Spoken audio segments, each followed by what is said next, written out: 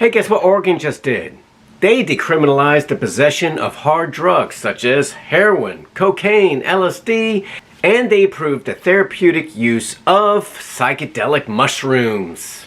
Welcome back to Bubble Bears, everyone. I'm Ryder Cullison. Okay, guys, I'm not a big fan of Oregon because of all their intellectual and spiritual and just social immaturity over the last few months with all their rioting and carousing and looting and such. I can do without. I'm sure those business owners could do without.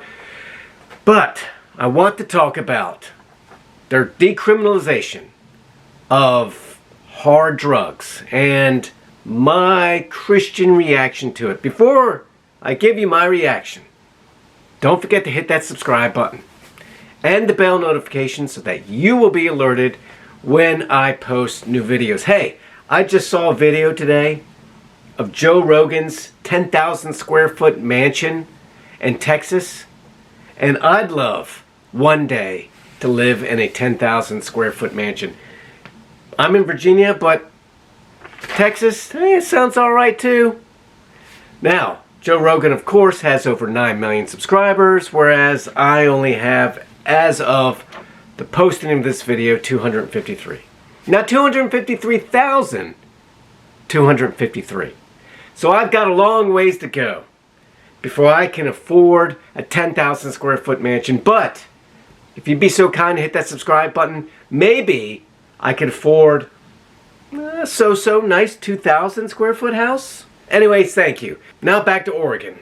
As a Christian, you probably think, no way does this guy support the decriminalization of heroin, cocaine, or LSD, or mushrooms. Listen, decriminalization does not mean legalization. They are only permitted to carry around a very small amount of these substances. If they get caught with more than that, they could face jail time. But even if they are caught with these small amounts, they still have to pay a $100 fine and attend a drug rehabilitation program. Why am I not opposed to the decriminalization of these hard narcotics? And keep in mind, also on election day, 4 other states, Arizona, Montana, New Jersey, and South Dakota, also voted to legalize marijuana for recreational use, joining a slew of other states who have already done the same. Why, as a Christian, would I be not opposed to this? Well, one is the war on drugs, and let's talk about the war on drugs real quick. The war on drugs has been fought since 1971. Richard Nixon coined the term war on drugs. Since then, the number of Americans arrested for possession have tripled since 1980. 1/5 of the incarcerated population in the United States is serving time for a drug charge. This could be a drug charge like possession of marijuana or a very small amount of some other illicit drug. Also keep in mind that 1/5 of our incarcerated population is still a huge number of Americans because the U.S. incarcerates a great number of its citizens. You might think, hey, send these guys to prison, that'll kick their addiction. Wrong. Listen, sending anybody to prison really does not rehabilitate them in any way. The whole point of prison these days is really just to keep a violent offender off the street to prevent them from committing acts of violence on other people. They don't come out any better. So when a person, a felon, gets out of prison, the leading cause of death among recently released individuals is overdose. You're coming out of prison. You're a convicted felon. Now, look, I get it. They should have never committed a crime in the first place. But people falter. Sometimes they didn't have the best upbringings. They turn to crime. They come out. They can't get a job. They've probably gotten hooked on drugs in prison even more. And they're depressed. For whatever reasons, they OD. They recently released felons, whoever, convicts out of prison, they're at 129% greater risk of overdose in those first few weeks out of prison than the rest of the general population. If that's not enough to sway you, It has a negligible effect on public safety. Incarcerating these individuals for petty drug offenses, possession, does not help public safety at all. Okay? Most of these people, they're not out committing crimes, they're not out hurting people, they're not raping, murdering, breaking into people's houses. These are minor drug offenses. The cost of the war on drugs since 1971 has been over $1 trillion. Annually, we spend over $3 billion just to incarcerate people for drug offenses. That's our taxpayer dollars. Not only that, the criminalization of many of these forms of drug possession only helps the drug cartels. When Prohibition was in effect, the criminalization of alcohol, what happened? Organized crime was rampant. Crime skyrocketed. Murder went up. As soon as Prohibition was repealed, these things went down again.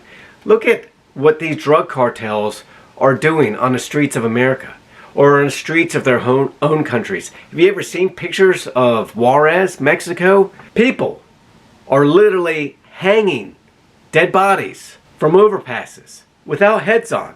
This is the byproduct of the drug war. Now I want to talk to you about a study. It's a very important study that involves rats. There was a study done years and years ago, decades ago. You put a rat in a cage. One side he's got a bottle of plain water. On the other side he's got a bottle of water laced with cocaine or heroin. Can you guess what happens? Very good. The rat stops drinking the plain water in favor of the water laced with cocaine or heroin. Eventually the rat becomes addicted to water. He can't stop drinking that water. His brain quits. His heart dies. He dies. This is a very simple experiment. We look at the results. We apply that to our American citizens. We say, hey, look, remove the water with the cocaine and the heroin. People stop dying. But that's not what's happening. People are still dying. They're dying in great numbers. Violent crime is actually going down, but drug use is going up. So drug use isn't affecting violent crime. The United States has one of the highest rates of drug use in the world. So, let's go back to that experiment. Someone said, I don't think this experiment is quite reflective of what could possibly happen in our society. I'm going to put these rats in a rat park. I'm going to give them the plain water. And I'm going to give them the water with cocaine or the heroin. But I'm also going to give them toys and other activities to do. And I'm going to put bunch of rats in there, and they can socially interact with one another, play with one another, do the other things that rats are known to do, and see what happens. And guess what happened? They drank mostly from the plain water. Sometimes, you know, they'd get their fix off the heroin or the coke, but more often than not, they ignored that in favor of the plain water, and none of the rats overdosed. So what's our takeaway from that? The rats needed to be in an environment that was socially stimulating, where there were things to do, where there was other rats to keep them company, to support them, to encourage them. Why are Americans turning to drugs? You can't take away the drugs. We've seen that's impossible. When Prohibition was in effect, you still couldn't get rid of the alcohol, and so there was a huge black market and violence surrounding it. It's the same thing with the drugs. In Portugal, they've implemented a plan where they monitor and dispense drugs. It seems totally counteractive, and yet they have taken the money that they would normally spend on law enforcement of it trying to enforce these drug laws, which were totally ineffective, and they've put them into rehabilitation programs. For instance, a guy will get out of prison and they'll go to a mechanic and say, hey, I will pay you to employ this man for at least 1 year.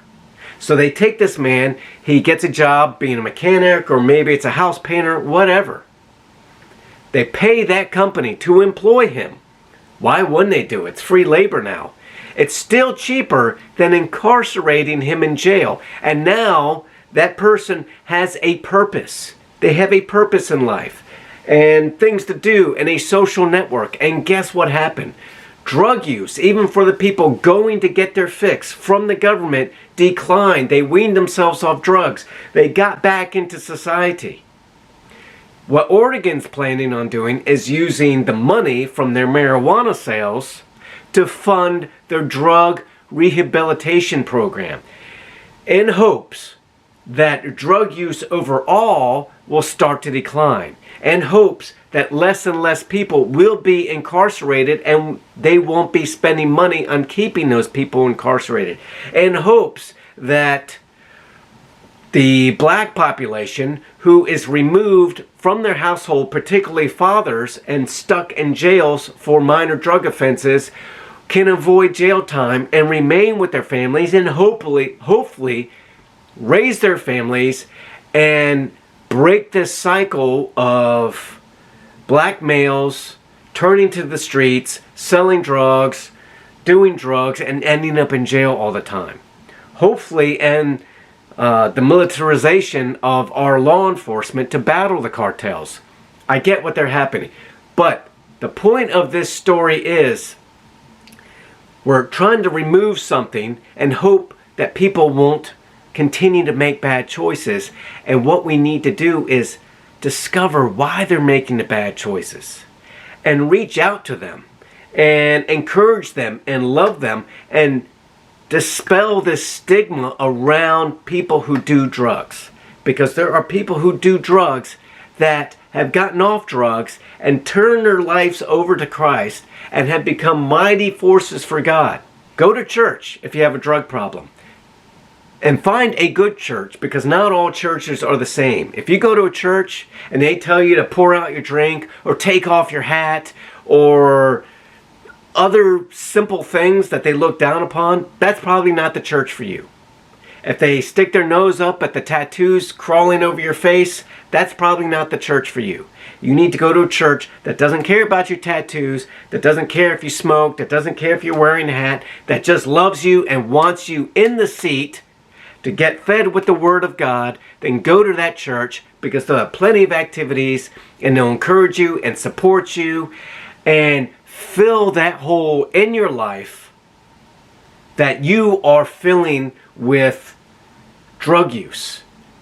Whatever you're escaping, whether it's some past abuse in your life, some child abuse, some sexual abuse, whatever you need those drugs to fill, church can do that. Believers can do that. The Word of God can do that. So we as believers need to reach out to these people and patch that hole in their life. And I think the gospel, the love of Jesus, the non-condemnation of Jesus is absolutely perfect to do that. So if you're asking me if this decriminalization of drugs is a terrible idea and will spiral out of control, I don't believe that, because the drug war, and I appreciate all cops, I appreciate everybody who seizes tons of cocaine. That's great. We need to keep that off the street. But I'm talking about these minor offenses that are putting people in jail, and they're coming out of jail worse than they were before, and they're doing drugs even harder than before, and they're being removed from their families. I want an end to that, but at the same time, we need to reach out to them, love them, and fill that hole in their life so they don't do drugs at all. Guys, what do you think? Am I way off base? I'm not a fan of Oregon, but I think they're on to something here, because they're following a model that has been successful in Portugal and some other countries around the world. What have we got to lose here? Another $1 trillion? Yeah, so maybe we should try this route. But above all, we should be pumping the gospel into America to fill people's lives with the love of God. If you don't agree with that, put your comments below. If you do agree with that, put your comments below. And also, don't forget to hit that like button, share, and subscribe. As always, I love you and have a blessed week.